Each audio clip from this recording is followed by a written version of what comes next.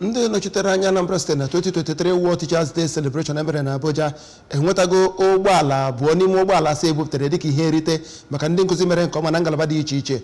Na nchịkọta enwere ngalaba asaa ekere ndị agbata junior na ndị agbata senior maka ndị nọ na ngalaba nke onwe na ndị nọ na ngalaba nke gọọmenti na ndị nọ na ngalaba Federal Unity Colleges. N'ime ha Anambra State tụrụ ugo mmeri dịka onye nkụzi kacha mma na ngalaba nke onwe, onye nlekọta ụlọ akwụkwọ sekọndịrị na Federal Unity College, ma onye nke atọ pụtara dịka onye nke anọkwa dịka Administrator Public School. Onye nta aka anyị Princess Ekwu ya jide wetara anyị akụkọ.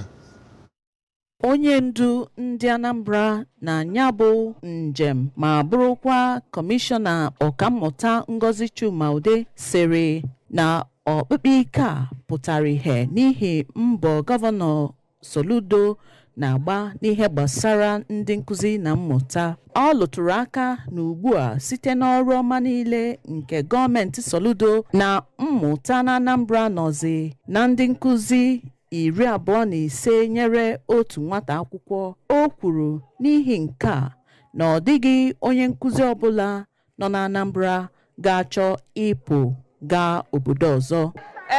Ndị be anyị onye na-afụgonu ka ọ na-ara ka nja, ọ na-ara ka nja. Anyị kwudoro n'ukwu onye isi ndị ọrụ, onye isi ndị odibo Anambra steeti Prọfesọ Chukwuma Charles Soludo CFR ọnụkwu ya ka anyị jikwula ebe a maka nọọsụ na ụmụ akwụkwọ Anambra niile na ụmụ Anambra ga-agụ akwụkwọ na ụmụaka ị na-ada anụ afọ ụzọ ị ga-anụ ya na ntị, ị da-anụ ya na ntị, ịfụ ya n'anya. Ọ sị na ụmụ akwụkwọ niile na ụmụ Anambra na ọ ga-ebulu akwụkwọ budatala onye ọbụla n'efu. Ọnya ka anyị ji wee nọdụ ebe a. Ife anyị ji nọdụ ebe a bụ maka na ndị nkụzi Anambra na-eme ọfụma, maka na gọvanọ na-eme ọfụma, gọvanọ fụrụfa n'anya na-akwado olufa. Ọnya ka anyị ji nọdụ ebe a tata. Anyị chi awọdụ ịtọ ana, anyị bụ moto na-abọ n'ife ndị ọzọ dị iche iche wee na-ana Anambra. Daalụnụ. Onye nke mbụ na ndị nkụzi abụghị ndị nke ọha, Ọbịageli Ọrekwu sitere na Karo Standard Ụmụeze Agụichi sịrị na ihe nyere ya mmeri ahụ bụ otu ya si agba mbọ ịhụ na ụmụ akwụkwọ ya ghọtara ihe ya na-akụzi oge niile, ebe onye isi nyabụ ụlọ akwụkwọ Dọkịta Uchenna Obiọnụ kwuru na ọ bụ ịdị umeala n'obi nwetere ha mmeri.